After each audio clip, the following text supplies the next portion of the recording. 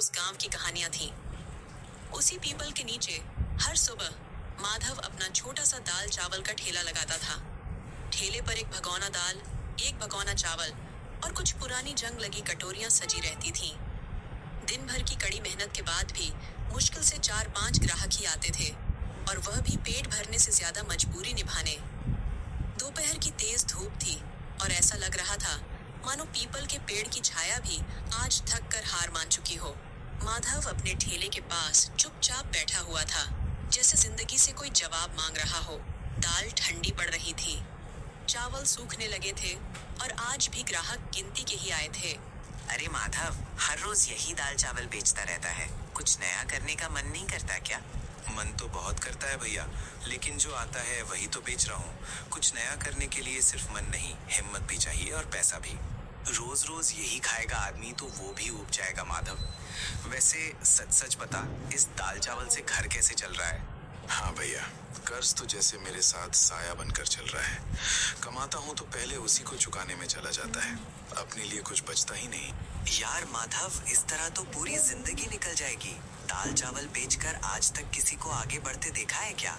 कुछ अलग सोच दोस्त, वरना ये चक्कर कभी नहीं टूटेगा। ग्राहक की हर बात माधव के दिल में एक एक करके तीर की तरह चुभ रही थी।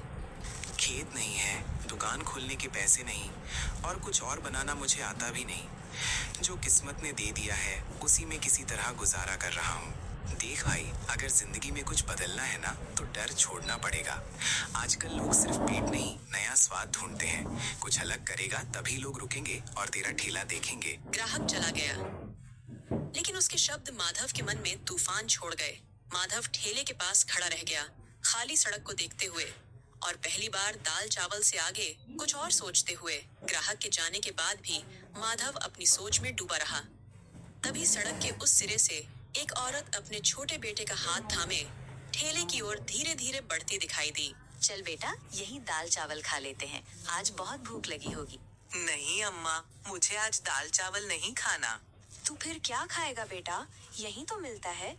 मुझे बिरयानी खानी है अम्मा, आज स्कूल में दोस्त लाया था, बहुत स्वादिष्ट थी। औरत कुछ पल चुप खड़ी रही। उसकी खामोशी में गरीबी की मजबूरी साफ दिखाई दे रही थी। अरे बेटा, यहाँ बिरयानी नहीं मिलती और वो बहुत महंगी भी होती है। चल बेटा, आज घर चलकर ही कुछ बना लेंगे। ठीक है अम्मा। माँ बेटा ठेले से दूर चले गए। बच्चे के कदम भारी थे और माँ की आंखों में अनकही शर्म और दर्द तैर रहा था। माधव सब देख रहा था, हर पल हर भाव। उसी पल माधव के दिल में एक तेज सी चिंगारी जली। मन में बिरयानी? लोग दाल चावल से ऊब चुके हैं। अगर मैं बिरयानी बनाऊं तो क्या लोग खाएंगे? ये सिर्फ एक सवाल नहीं था, ये माधव की बदलती किस्मत की पहली दस्तक थी। और यहीं से एक ठेले की कहानी धीरे धीरे एक बड़े सपने में बदलने लगी। रात अपने साथ सन्नाटा लेकर आ चुकी थी। दिन भर की थकान शरीर में भरी हुई थी, लेकिन माधव की आंखों में नींद नहीं थी। सिर्फ सवाल ही सवाल थे। कच्चे घर के एक कोने में छोटी सी लालटेन जल रही थी। रसोई से दाल उबलने की हल्की हल्की आवाज आ रही थी। माधव जमीन पर बैठ गया, कुछ पल चुप रहा, जैसे शब्दों को एक एक करके जोड़ रहा हो। राधा, आज ठेले पर एक अजीब सी बात हुई। राधा ने चूल्हे की आंच थोड़ी धीमी कर दी। वो समझ गई थी कि ये बात साधारण नहीं है। एक बच्चा था, अपनी माँ से बिरयानी मांग रहा था। बिरयानी? हाँ, वही बिरयानी जो हम सिर्फ त्योहारों में दूसरों के घर से महक में सूंघते हैं। राधा कुछ नहीं बोली। उसकी चुप्पी में डर भी था और उम्मीद भी। राधा, अगर मैं ठेले पर दाल चावल छोड़कर मटन बिरयानी बेचूं तो? बिरयानी? इतना बड़ा फैसला अचानक? डर तो मुझे भी लग रहा है, लेकिन अगर यूं ही दाल चावल बेचता रहा तो जिंदगी भी यहीं अटक कर रह जाएगी। लेकिन माधव, बिरयानी बनाएगा कौन? मुझे तो दाल चावल के अलावा कुछ खास आता भी नहीं। करीम को आती है, वही करीम जो शहर के होटल में काम करता है, मैं उससे सीख लूंगा। और अगर नहीं बिकी तो? मटन महंगा होता है माधव, नुकसान हुआ तो क्या करेंगे? राधा के सवालों में डर साफ झलक रहा था, लेकिन भरोसा भी उतना ही गहरा था।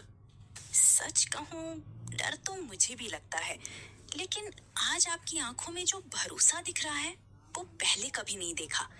अगर आपने ठान लिया है तो मैं आपके साथ हूँ। उस पल माधव ने खुद को अकेला महसूस नहीं किया।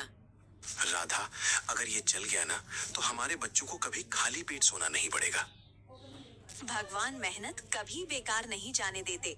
आप सीख लीजिए बिरयानी बनाना। उस रात माधव देर तक जागता रहा। लालटेन की रोशनी में उसने अपने सपनों की नई तस्वीर बनाई। डर अभी भी था, लेकिन अब उसके साथ उम्मीद भी जग चुकी थी। अगली सुबह सूरज निकलने से पहले ही माधव की नींद खुल गई।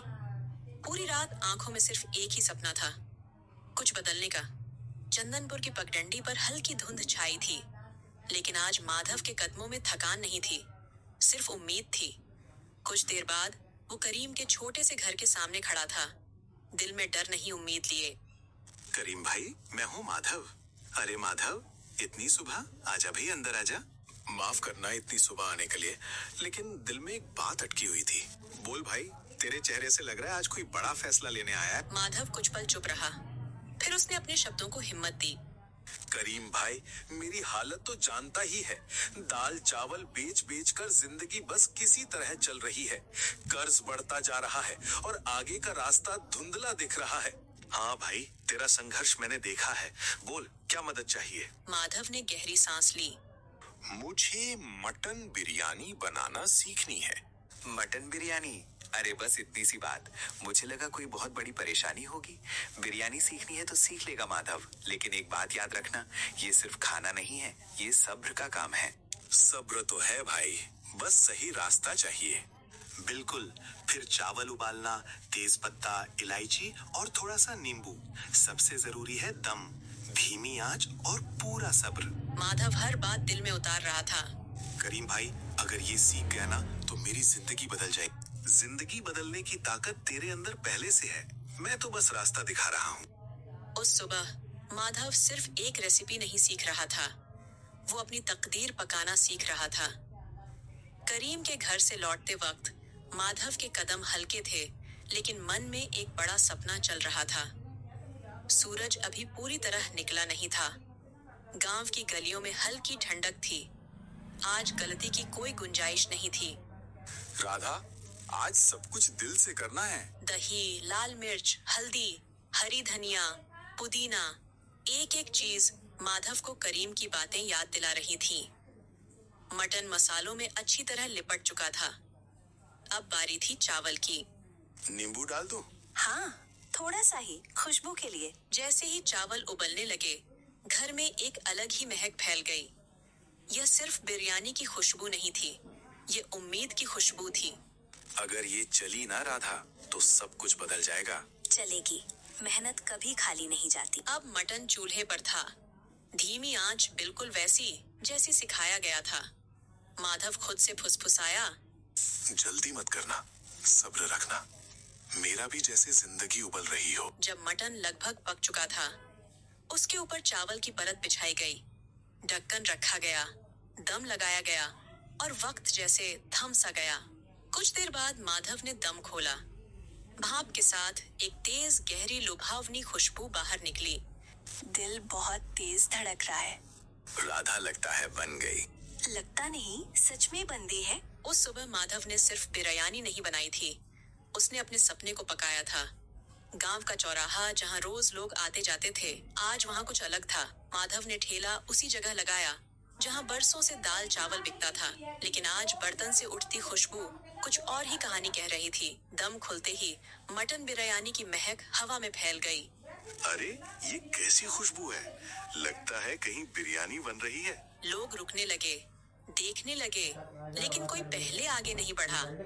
उसी पल कल वाली औरत अपने बेटे के साथ उधर से गुजरी। अम्मा देखो, यहाँ मटन बिरयानी है। अरे सच में? कल तो यहाँ दाल चावल था। माधव का दिल तेज तेज धड़कने लगा। हाँ दीदी, आज स्पेशल मटन बिरयानी। सच बताओ, अच्छी रहे ना? एक बार खा कर देखिए, अगर पसंद ना आए तो पैसे मत देना। ठीक है, एक प्लेट लगा दो। आवाज कांप रही थी, लेकिन आंखों में पूरा भरोसा था। पहला निवाला पड़ा और चेहरे बदल गए। अरे बाप रे, ये तो कमाल है। अम्मा, ये तो स्कूल वाली से भी ज्यादा अच्छी है। अरे माधव, आज तो तेरा ठेला बिरयानी होटल बन गया। वाह, मटन तो मुंह में घुल रहा है। माधव, स्वयं से लगता है भगवान ने मेहनत देख ली। अब ठेले के आगे लोगों की लाइन लग गई थी। शाम तक हांडी खाली हो चुकी थी, लेकिन माधव का दिल भर चुका था। ये सिर्फ पहली बिक्री नहीं थी, ये उस संघर्ष की जीत थी जिसे दुनिया अक्सर देख नहीं पाती। रात गहराने लगी, चौराहे की रौनक धीरे धीरे सन्नाटे में बदल गई। माधव ने खाली बर्तन देखे और पहली बार दिल से मुस्कुराया। आज थकान भी मीठी लग रही थी। ठेला समेटकर वो धीरे धीरे घर की ओर चल पड़ा। रास्ते भर कदम भारी नहीं थे, दिल भारी था खुशी से। राधा ने पैसे देखे तो उसकी आंखें भर आईं। इतनी कमाई? अब कर्ज उतरेगा, अब बच्चों की फीस रुकेगी नहीं, अब हम भी चैन से सांस लेंगे। भगवान ने आपकी मेहनत देख ली। उस रात उस छोटे से घर में अमीरी नहीं आई थी, लेकिन उम्मीद हमेशा के लिए बस गई थी। अगली सुबह चंदनपुर कुछ अलग सा लग रहा था, जैसे हवा में भी अब तक मटन बिरयानी की महक तैर रही हो। माधव ठेला लेकर चौराहे पर पहुंचा तो उसकी आंखें हैरानी से फैल गईं। ठेले के सामने पहले से ही लोगों की लाइन लगी थी। इतनी सुबह और ये सब लोग? भैया आज जल्दी आ गए, कल वाली बिरयानी मिलेगी ना? आज तो काम पर देर हो जाऊंगा, पहले बिरयानी खाऊंगा। उसी भीड़ में एक जाना पहचाना चेहरा आगे बढ़ा। अरे माधव, लगता है अब मुझे भी लाइन में लगना पड़ेगा।